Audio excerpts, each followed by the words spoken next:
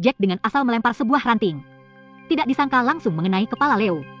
Melihat Leo yang tidak lagi bergerak, Jack tidak memilih menolong, melainkan mendorong Leo ke tepi celah bebatuan. Jack pulang dengan keadaan mental terpuruk. Saat itu tetangga sudah mulai mencari Leo. Jack melihat jaket yang sobek. Saat dia ingin menyembunyikannya, tiba-tiba ada suara ketukan pintu. Apakah dia melihat Leo? Jack yang pucat menggeleng.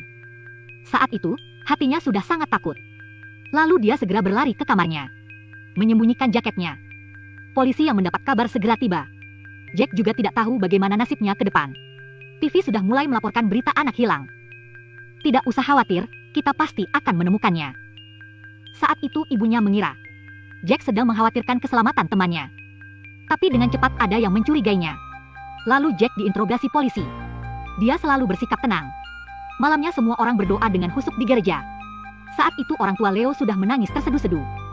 Dia berharap semua orang bisa membantunya mencari putranya. Keesokan harinya polisi mengerahkan semua anggota. Mereka mulai mengerahkan semua tenaga mencari Leo. Jack juga diam-diam ikut dari belakang. Diam-diam melihat setiap gerak-gerik semua orang. Takut detik berikutnya mayat Leo ditemukan. Saat itu, ada yang berteriak. Di sebelah sini, saya menemukan sesuatu. Ternyata hanya sarung tangan yang dibuang orang. Jelas tidak berfaedah. Begitulah mereka mencari seharian tanpa mendapat petunjuk.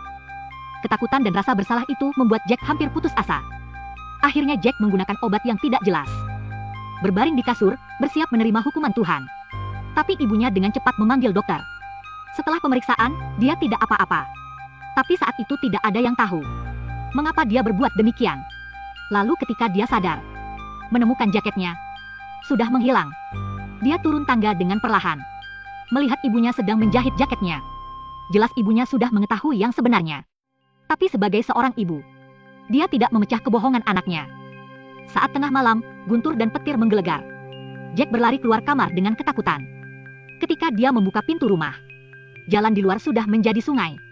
Badai yang datang tiba-tiba membuat ibu dan anak ini berpeluk erat. Tiba-tiba sebuah pohon tumbah, langsung mengenai sang ibu. Saat itu air hujan masuk ke rumah. Jack segera memopoh ibunya. Tapi mayat yang dia tutupi juga mengapung ke permukaan.